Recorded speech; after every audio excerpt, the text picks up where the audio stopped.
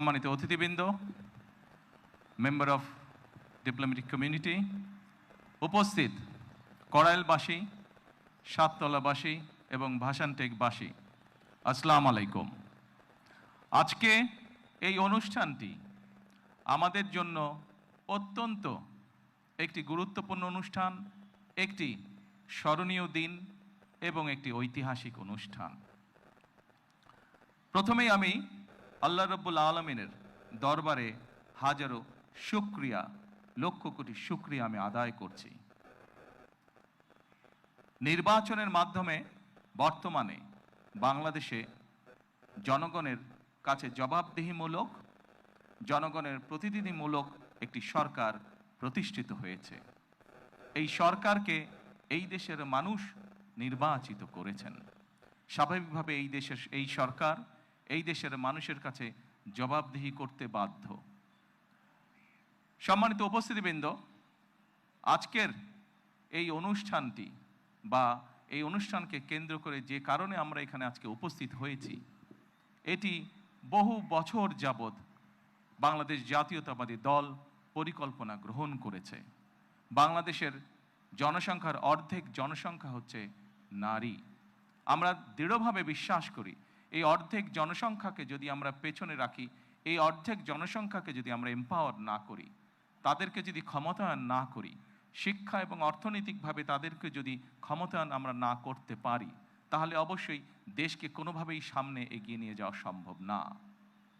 আপনাদের নিশ্চয়ই সকলের খেয়াল আছে, এর আগে বিএনপি সরকার যখন দেশ পরিচালনার দায়িত্বে ছিলেন, দেশনেত্রী বেগম খালেদা জিয়া যখন দেশ পরিচালনার দায়িত্বে ছিলেন, সেই সময় সমগ্র বাংলাদেশে তিনি নারীদের শিক্ষা ব্যবস্থা, স্কুল পর্যায় থেকে ইন্টারমিডিয়েট লেভেল পর্যন্ত শিক্ষা ব্যবস্থাকে বিনামূল্যে করার ব্যবস্থা করেছিলেন।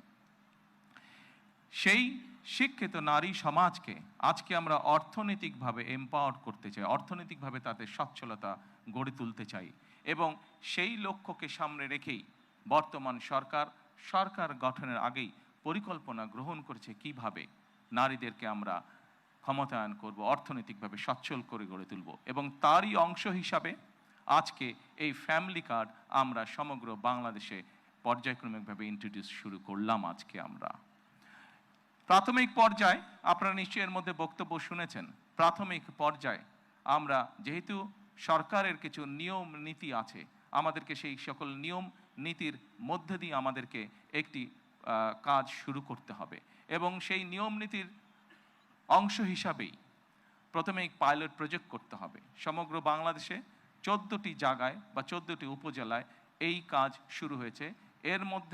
এর ভেতরে এই মুহূর্তে প্রায় 37,000 নারী অংশগ্রহণ করছেন।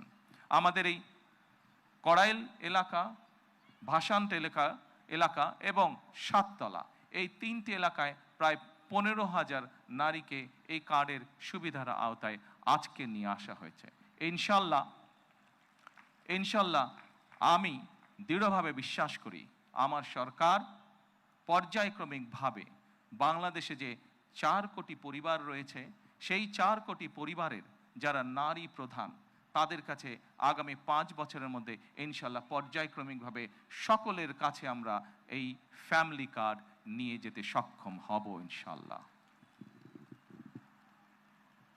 সম্মানিত সকল উপস্থিতিবৃন্দ, আমি আমার বক্তব্যের প্রথমেই বলেছি যে আমরা একটি দায়িত্বশীল সরকারের ভূমিকা পালন করতে চাই, যেই সরকার জনগণের জন্য কাজ করবে, যেই সরকার কাজ করবে দেশের জন্য। আমরা জনগণের কাছে জবাবদিহি থাকতে চাই, এবং তারই একটি অংশ হিসাবে আমাদের দল, বাংলাদেশ জাতীয়তাবাদী দল, নির্বাচনের পূর্বে আমরা বাংলাদেশের মানুষের কাছে প্রতিশ্রুতি দিয়েছিলাম, বাংলাদেশের নারী সমাজের কাছে প্রতিশ্রুতি দিয়েছিলাম যে বিএনপি সরকার গঠন করতে সক্ষম হলে আমরা এই ফ্যামিলি কার্ডের কাজ শুরু করব। আপনারা নিশ্চয়ই খেয়াল করেছেন, আমরা আল্লাহর রহমতে বাংলাদেশের মানুষের সমর্থন নিয়ে বিগত নির্বাচনে সরকার গঠন করার 1 মাসেরও কম সময়ের মধ্যে আমরা আমাদের এই প্রতিশ্রুতি, জনগণের কাছে দেওয়া প্রতিশ্রুতির কাজ আমরা শুরু করেছি।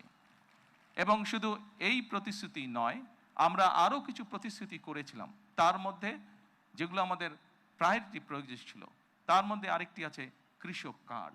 সেই কৃষক কার্ডের কাজও আমরা শুরু করেছি ইনশাআল্লাহ। ঠিক আজকের এই অনুষ্ঠানে আমরা যেভাবে 37,000 মানুষের কাছে, 37,000 নারীর কাছে আমরা ফ্যামিলি কার্ড তুলে দিতে সক্ষম হয়েছি, ঠিক একইভাবে আগামী মাসের মধ্যে আমরা, আগামী মাসের ভেতরে আমরা কৃষক ভাইদের কাছেও, বহু কৃষক ভাইদের কাছে আমরা কৃষক কার্ড তুলে দিতে সক্ষম হব ইনশাআল্লাহ। সম্মানিত উপস্থিতিবৃন্দ, আপনারা নিশ্চয়ই খেয়াল করেছেন আমরা দেশের মানুষের কাছে আমরা প্রতিশ্রুতি দিয়েছিলাম, বিশেষ করে আমরা বাংলাদেশের কৃষক ভাইদের কাছে আমরা প্রতিশ্রুতি দিয়েছিলাম যে বিএনপি সরকার গঠন করতে সক্ষম হলে যাদের কৃষি ঋণ 10,000 টাকা পর্যন্ত আছে, কৃষি ঋণ সুদ সহ, সেই কৃষি ঋণ বিএনপি সরকার গঠনে সক্ষম হলে সেই কৃষি ঋণ আমরা মৌকুফ করব। আল্লাহর রহমতে আমরা গত সপ্তাহে সেই 10,000 টাকা পর্যন্ত কৃষি ঋণ মৌকুফ সরকারের পক্ষ থেকে করে দেওয়া হচ্ছে সুদ সহ।